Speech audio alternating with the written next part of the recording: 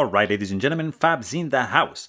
And today I've got the Shirogorov F95R NL here for a quick review with me. This is a very cool knife, guys. Shirogorov F95, I mean, it's a classic for me. This is the NL version, which means new liners. This is Blackwood carbon fiber. Would you look at that?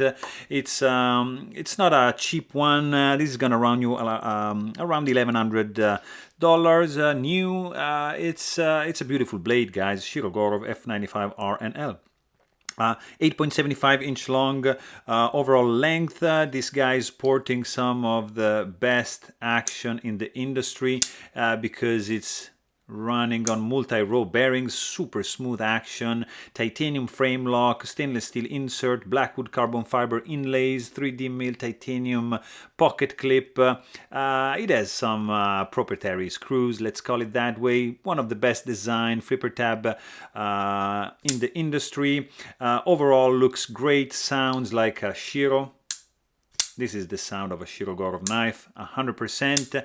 Feels great in the hand, absolutely awesome grip. Fit and finish is stellar, runs on bearings, but hey, if you want to know more, please check out the full-length review. And don't forget to subscribe. Thanks for watching, and stay tuned.